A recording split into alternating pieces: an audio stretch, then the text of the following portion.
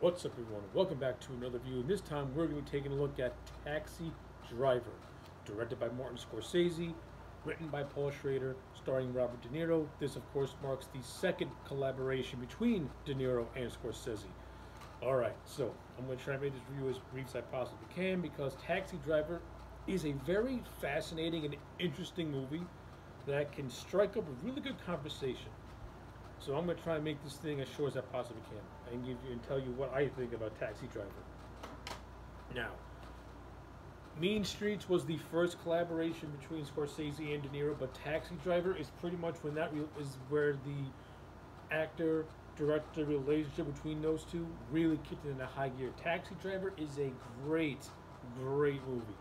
Um, this movie has got that psychological thriller to it. It has a neo-noir feel to it. It's got that dark grittiness to it. And Taxi Driver to me is what a gritty crime is what a gritty thriller movie should be like. You have De Niro who plays Travis Bickle, and Bickle is a interesting and fascinating character. He's an honorably discharged Vietnam War veteran. He suffers from depression, has chronic insomnia, and has to become a taxi driver to try and cope with all of it, which of course doesn't really work for him.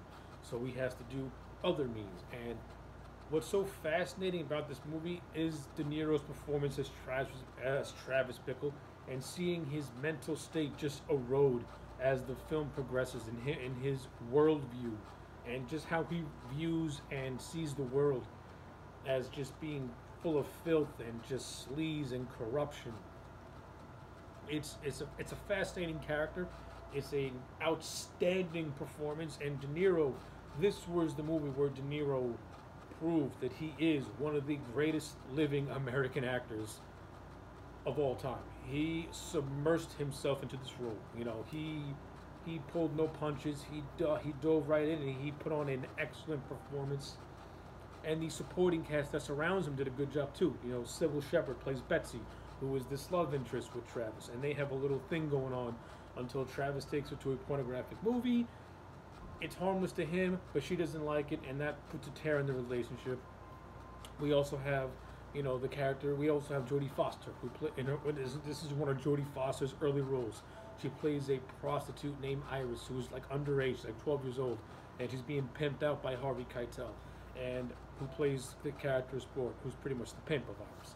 And I like the relationship between Iris and Travis. You know, Travis is trying to get Iris to go back home to Pittsburgh and to leave the prostitution life behind her because she's too young for it, and she shouldn't even be doing it because in Travis' mind it's filth, it's corruption, and you know, Iris is still a child who should be enjoying her life and remaining pure in his eyes. Instead, she's being corrupted.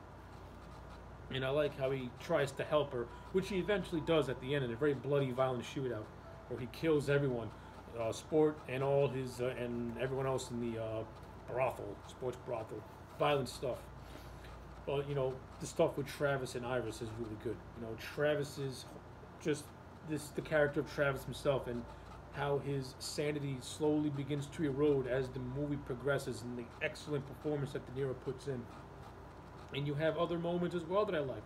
You know, I like the character Peter Boyle plays, the character of Wizard, who's like an elder statesman of all the taxi drivers. You know, he's someone that they kind of look up to. He has like the words of wisdom, and I like the little scenes that he and Travis have that are peppered throughout the movie, which I thought was pretty good. You know, I love Martin Scorsese's direction in this movie. He has this suspense-ridden stuff. It's very tightly directed. You know, everything is clean, everything is crisp. The cinematography is dark and gritty and grounded. They really capture the filth, the sleaze, and the corruption of New York City in the 70s. It's great stuff. I love it. Paul Schrader's script is sharp. It's fantastic. It's a nice psychological breakdown of a of a human mind. It's great stuff. The supporting cast, to me, they all get their moments to shine. You know, Harvey Keitel gets his moment to shine. Jodie Foster gets her moments to shine. Of course, Foster and Keitel, they don't become prominent into the story to like the midway point to the end. That's where they become more. That's where they become more prominent. But they're peppered throughout the movie here and there.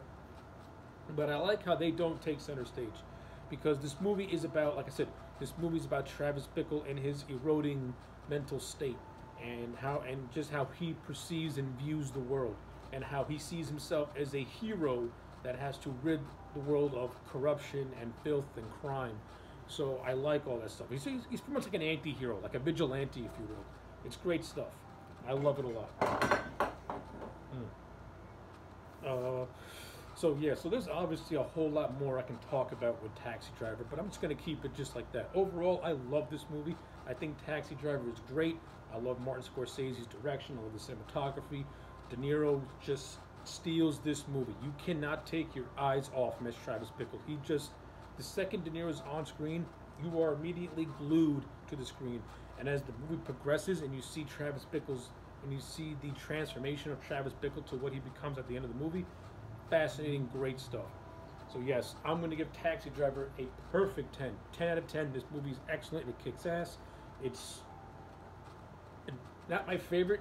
It's not my favorite Scorsese / De Niro movie, but that doesn't mean it's not a 10 out of 10, because this movie is perfect. It has everything you want and then some. Outstanding direction, tight story, outstanding acting, and just it's conversation. It's a movie that you can talk about and no opinion is going to be wrong about it. So yes, Taxi Driver for me, solid 10 out of 10. If you have not seen it, go out and watch it. If you have seen it, let me know what you thought about it in the comment section down below. Like this video and subscribe, and I'll check you back next time for more.